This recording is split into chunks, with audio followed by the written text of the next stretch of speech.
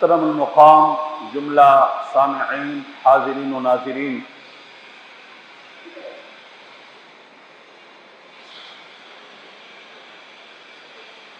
آج میں نے جو آیت مقدسہ پڑھی ہے جس میں حضور علیہ الصلاۃ والتسلیم کی ذات کو اور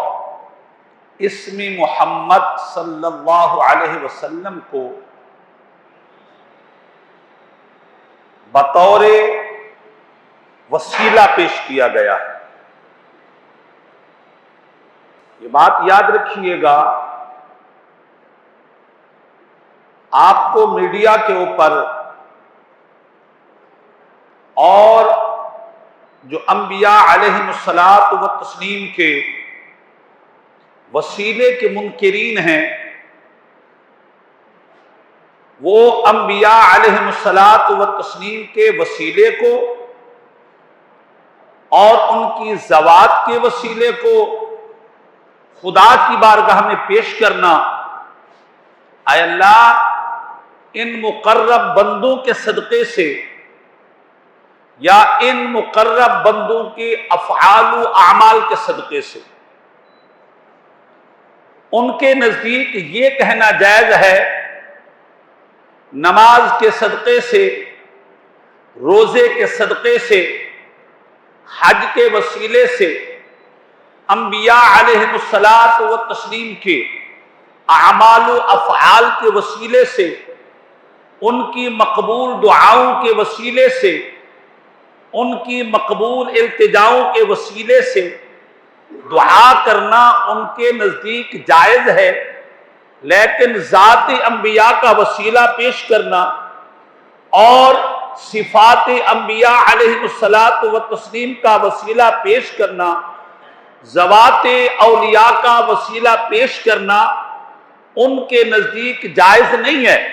بلکہ معاذ اللہ شرک ہے۔ تو یہ بات یاد رکھیے گا، قرآن و حدیث سے ثابت ہے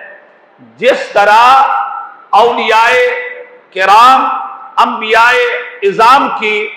اعمال کا وسیلہ پیش کرنا اور ان کے افعال کا وسیلہ پیش کرنا جائز ہے، ان کی ذوات کا وسیلہ پیش کرنا اور اللہ کی بارگاہ میں انہی کے جو ہے شخصیات کا وسیلہ پیش کرنا یہ بھی جائز ہے۔ صحابہ نے بھی یہی کیا، بخاری سے بھی یہ ثابت ہے اور قرآن سے بھی یہ ثابت ہے۔ آج آیت مقدس ہم سنیں گے کہ اللہ کے قرآن میں یہ موجود ہے کہ حضور صلی اللہ علیہ وسلم کی آمد سے پہلے، ولادت سے پہلے، مولود سے پہلے، مکہ میں آنے سے پہلے قرآن سے ثابت ہے کہ حضور کی ذات کا وسیلہ پیش کیا گیا اور اللہ نے حضور کی ذات کے وسیلے کو قبول کیا اور جو متوسلین تھے ان کی مدد بھی کی اور اللہ نے ان کی ہیلپ بھی کی اور نبی کے وسیلے کو قبول بھی فرمایا۔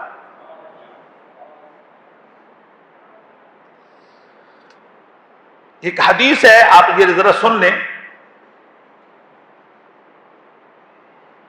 جید سند سے یہ حدیث ہے، ان جندب بن عبداللہ قال قال رسول اللہ صلی اللہ علیہ وسلم مثل العالم الذي يعلم الناس الخير، جو واعظ ہے، جو عالم ہے، جو محراب و منبر کا وارث ہے، جو قرآن کی تبلیغ کرتا ہے، لوگوں کو امر بالمعروف اور نہی عن المنکر کرتا ہے، اس کے متعلق میرے حبیب نے فرمایا اس عالم کی مثال الذی یعلم الناس الخیر،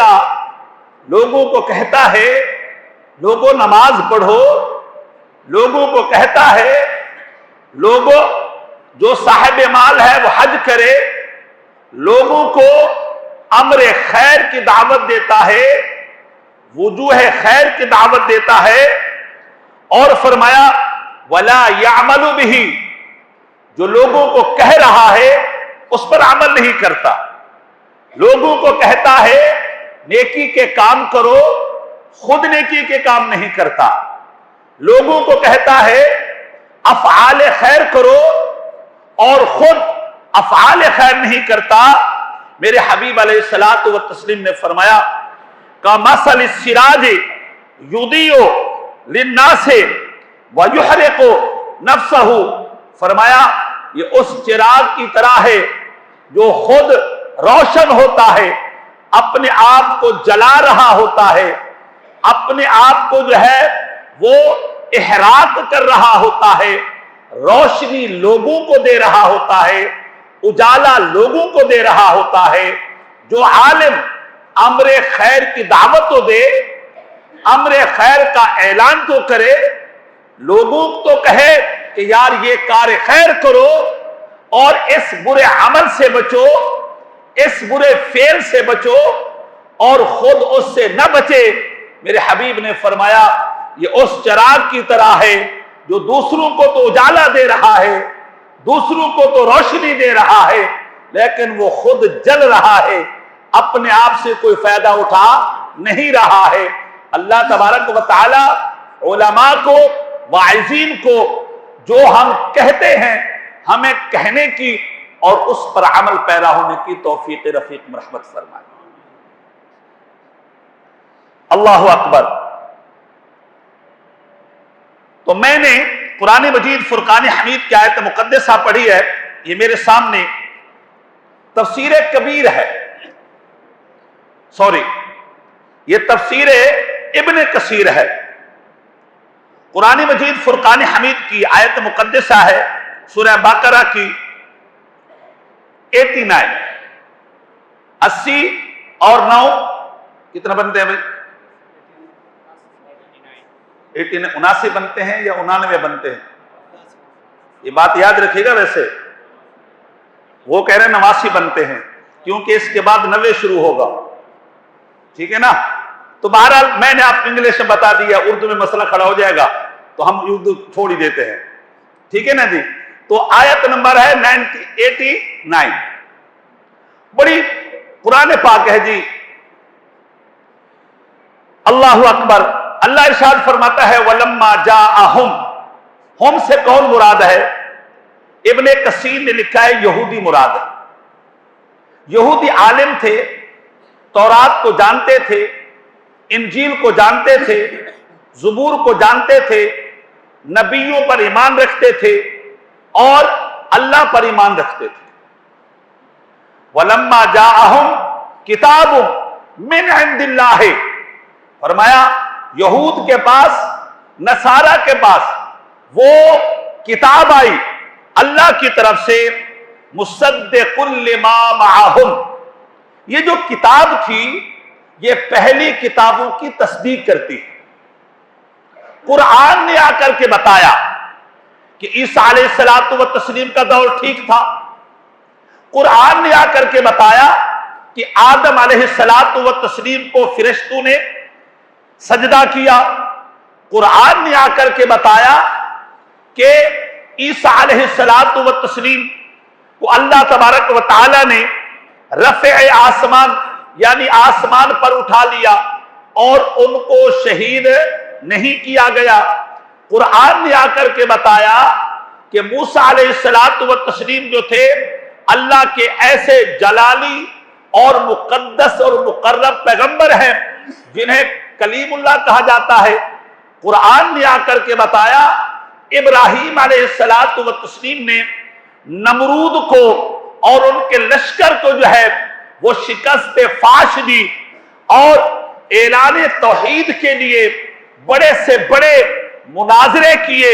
اور بڑے سے بڑے میدان میں اترے اور بڑے سے بڑے امتحان سے اترے اور گزرے۔ ہر امتحان میں ابراہیم علیہ الصلوۃ والتسلیم کامیاب اور کامران ہو کر کے گزرے۔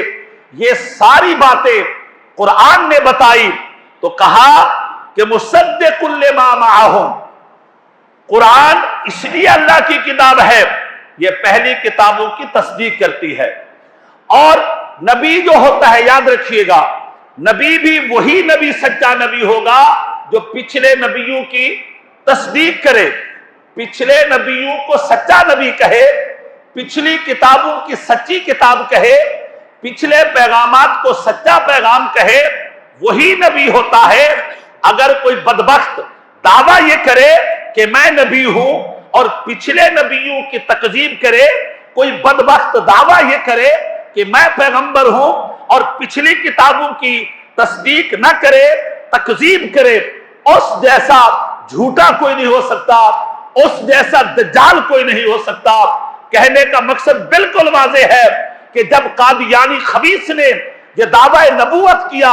اس نے پچھلے نبیوں کو جھوٹا قرار دیا، پچھلے نبیوں کی تکذیب کی، پچھلی کتابوں کی تکذیب کی، پچھلی کتابوں کو جھوٹا قرار دیا۔ تو ایسا نبی کبھی ہو ہی نہیں سکتا۔ نبی ہوتا وہی ہے جو پچھلے نبیوں کو بھی سچا نبی کہے اور پچھلی کتابوں کو بھی سچی کتاب کہے۔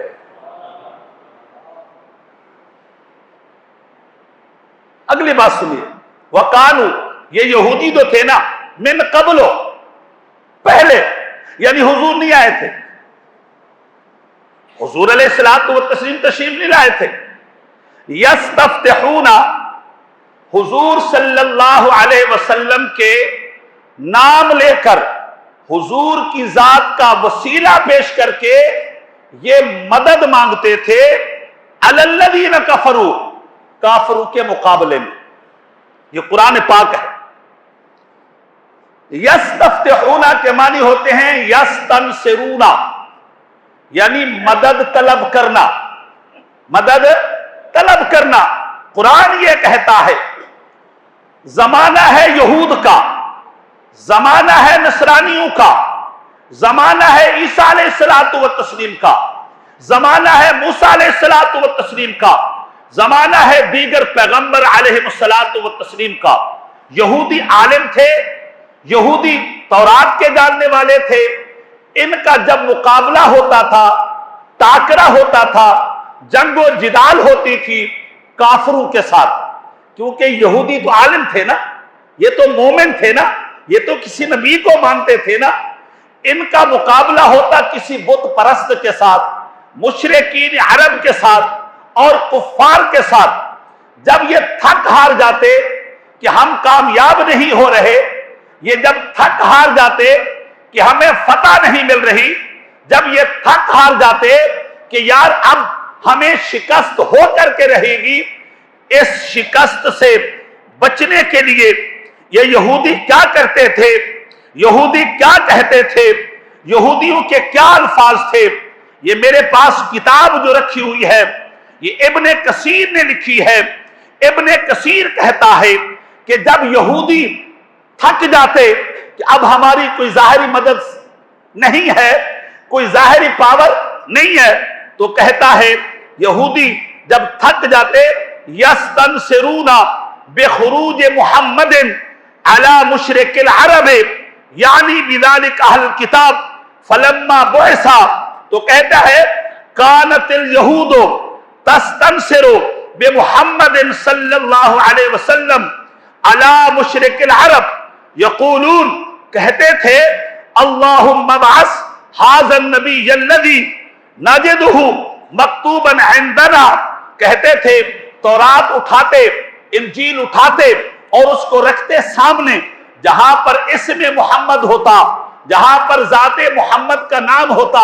اللہ تبارک و تعالیٰ کی بارگاہ میں ہاتھ اٹھا دیتے تھے اور کہتے تھے یا اللہ، جس نبی کو تو نے بھیجنا ہے، جس پیغمبر کو تو نے بھیجنا ہے، جس محمد کو تو نے بھیجنا ہے، اور اب ہمارا مقابلہ ہو گیا ہے مشرکین سے،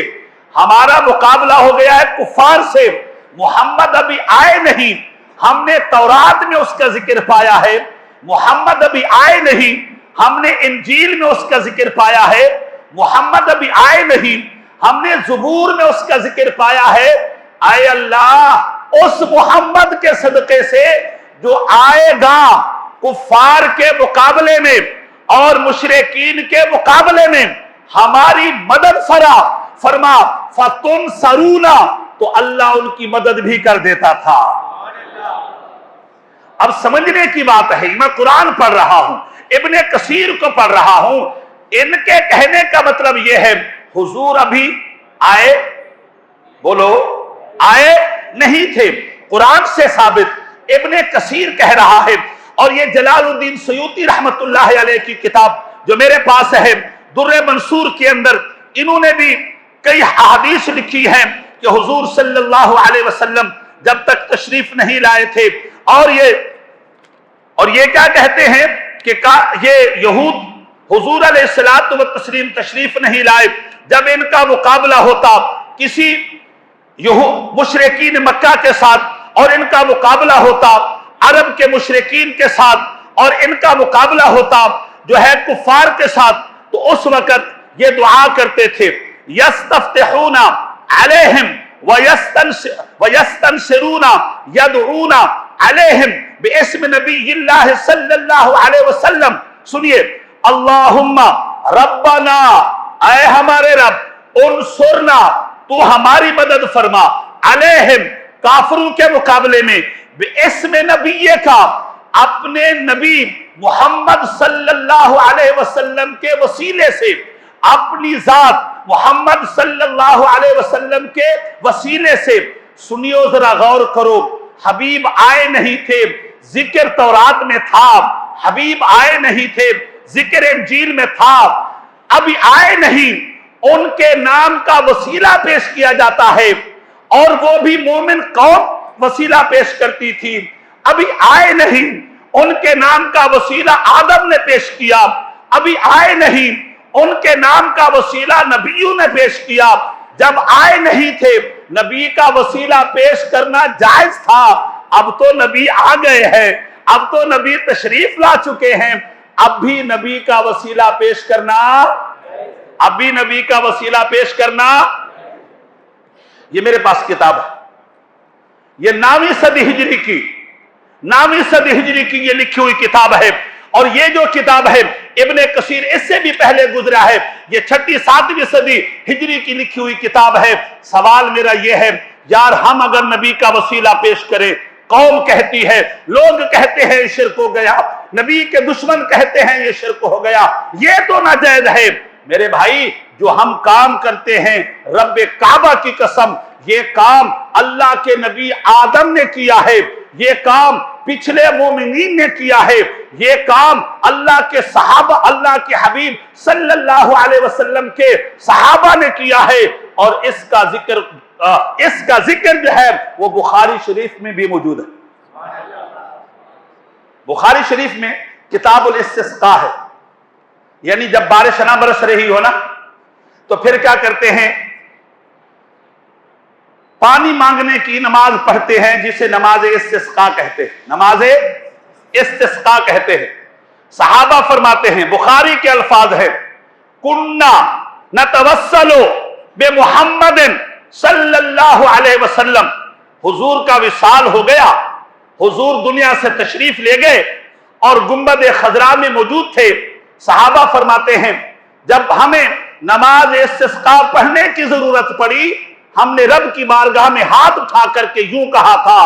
اے اللہ، جب تیرے حبیب زندہ تھے تو ہم ان کا وسیلہ پیش کرتے تھے۔ صحابہ کہہ رہے ہیں، کننا نتوسلو، ہم ہمیشہ نبی کا وسیلہ پیش کرتے تھے، شرک ہم کر رہے ہیں، بخاری سے ثابت ہے، صحابہ کیا کرتے تھے، قرآن سے ثابت ہے، اور پہلی قومیں کیا کرتی تھی۔ تمہارے ابن کثیر نے مانا ہے، تمہارے فتح القدیر کے اندر شوکانی نے مانا ہے، اور فتح البیان کے اندر یہ جو ہے غیر مقلد وہابی جو ہے یہ صدیق حسن بھوپالی نے مانا ہے، سب نے مانا ہے کہ حضور علیہ الصلوۃ والتسلیم ابھی آئے نہیں تھے، لیکن نبی کا وسیلہ پیش بھی کیا جاتا تھا، اور اللہ کے نبی کے وسیلے کو قبول بھی کر لیا جاتا تھا، اور اللہ مدد بھی اتارتا تھا۔ ذرا زور سے بول دیا کہ سبحان اللہ۔ یہ سمجھنے کی باتیں ہیں۔ اللہ اکبر۔ اب سنیے، میں ایک اور بھی نقطہ سمجھا کر کے چلتا ہوں۔ بخاری میں یہ موجود ہے कुन्ना नतवस्सलु बिमुहम्मद सल्लल्लाहु अलैहि वसल्लम, या अल्लाह हम हमेशा तेरे नबी का वसीला पेश करते थे। अब अंबिया अलैहिमुस्सलाम, नबी मुकर्रम दुनिया छोड़ करके आलम बरज़ख में चले गए हैं और अपने मज़ार शरीफ में चले गए हैं, गुंबद खजरा में चले गए हैं। अब तेरी बारगाह में हम नबी सल्लल्लाहु अलैहि वसल्लम के चचा हजरत अब्बास का वसीला पेश करते हैं। सहाबा फरमाते हैं हमने नबी के चचा हजरत अब्बास का वसीला पेश किया, अल्लाह से बारिश मांगी, अल्लाह से हमने इस्तिस्क़ा की दुआ की। अल्लाह तबारक व तआला अज़्ज़ा व जल्ला ने, अभी हमारी दुआ खत्म नहीं हुई थी, अभी नबी के चचा का वसीले की दुआ खत्म नहीं हुई थी, मूसलाधार बारिश बरसी और तेज तरीन बारिश बरसी। अल्लाह ने नबी के चचा हजरत अब्बास के वसीले को कबूल भी किया और बारिश भी बरसाई, और ये अमल सहाबा ने भी किया। और ये कहां लिखा हुआ है जी? बुखारी बोल दिया करिए, कहां लिखा हुआ है? बोले बोले कहां लिखा हुआ है? हजरत बुखारी से साबित करे। अरे छोड़ो यार, हमने बुखारी पढ़ना शुरू कर दी ना, तुम्हारी नस्ल भी बुखार ज़दा पैदा होगी, मैं आपको सही बता रहा हूं। हाँ, इतना बड़े बड़े दावे ना करो। अच्छा, इस पर एक एतराज करते हैं, कहते हैं सुने जी, नबी सल्लल्लाहु अलैहि वसल्लम जिंदा थे तो नबी का वसीला जायज, हुजूर हयात थे तो नबी का वसीला जायज, क्योंकि बुखारी के ये अल्फाज बता रहे हैं कि जब हुजूर सल्लल्लाहु अलैहि वसल्लम जिंदा थे सहाबा हुजूर का वसीला पेश करते थे। अब जब हुजूर सल्लल्लाहु अलैहि वसल्लम विसाल फरमा गए तो सहाबा कहने लगे, या अल्लाह पहले हम नबी का वसीला पेश करते थे, अब नबी के चचा का वसीला पेश करते हैं। पहले हम जाते नबी का वसीला पेश करते थे, अब हम नबी के चचा का वसीला पेश करते हैं। तो ये मुनकरीन कहते हैं अगर नबी का विसाल के बाद वसीला जायज होता तो फिर सहाबा नबी को वसीला बनाते ना, फिर सहाबा नबी के चचा को वसीला। समझ में आ रहा है? अगर विसाल के बाद नबी को वसीला बनाना जायज होता तो सहाबा नबी को वसीला पेश करते ना, नबी के चचा को वसीला न बनाते। तो जाहिर है इसका मतलब यह हुआ नबी का वसीला जिंदगी में तो जायज है, हयात में तो जायज है, लेकिन अगर दुनिया छोड़ दे पैगंबर तो फिर वसीला जायज नहीं है। हालांकि अल्लामा बदरुद्दीन आइनी हनफी जो कि 8वीं सदी का इमाम है, अल्लामा इब्न हजर अस्कलानी शाफी मसलक जो कि 8वीं सदी का इमाम है, उन्होंने जब बुखारी शरीफ की शरह लिखी तो उन्होंने लिखा कि अगर कोई एतराज करने वाला यही एतराज करे कि हुजूर सल्लल्लाहु अलैहि वसल्लम की जात का वसीला तो सहाबा ने ना किया ना इंतकाल के बाद, बल्कि चचा का वसीला पेश किया तो जायज नहीं है। कहते हैं ना ना, सहाबा कराम अलैहिम रिदवान ने नबी के चचा के को बतौर वसीला पेश करके साबित कर दिया वसीला नबी की जात का भी जायज है, और नबी की तरफ कोई शय मंसूब हो जाए उसका वसीला भी जायज है। ये कुरान से साबित है। अल्लाह तबारक व तआला फरमाता है वलम्मा जाअहुम किताबुम मिन इंदिल्लाह, जब उनके पास अल्लाह की तरफ से किताब आ गई, मुसद्दिकुल लिमा माअहुम, वो किताब वही थी जो पिछले किताबों की तस्दीक करने वाली थी, पैगंबर वही था जो पिछले किताबों के नबियों की तस्दीक करने वाला था। वकानु मिन क़ब्लु यस्तफ्तिहूना, ये यहूद उलमा जो है और नसारा उलमा जो हैं ये हुजूर सल्लल्लाहु अलैहि वसल्लम का वसीला पेश करते थे कुफार के मुकाबले में और दुआ मांगा करते थे, अल्लाहुम्मा इन्ना नस्तंसिरुका बिहक्किन नबिय्यिल उम्मिय्य इल्ला नसरतना अलैहिम फयुनसरूना। फरमाते थे या अल्लाह हम उम्मी नबी का वसीला पेश करते हैं, आने वाले नबी का वसीला पेश करते हैं, और इल्ला नसरतना, तू हमारी मदद फरमा, कुफार के मुकाबले में तू हमारी मदद फरमा, मुशरिकीन अरब के मुकाबले में। जलालुद्दीन सुयूती ने लिखा यहूदी कहते थे फयुनसरूना, हम नबी का वसीला पेश करते थे, अल्लाह हमारी मदद करता था। अल्लाह ताला हमारा दर्स कबूल फरमाए। अस्सलामु अलैकुम व रहमतुल्लाहि व बरकातहू।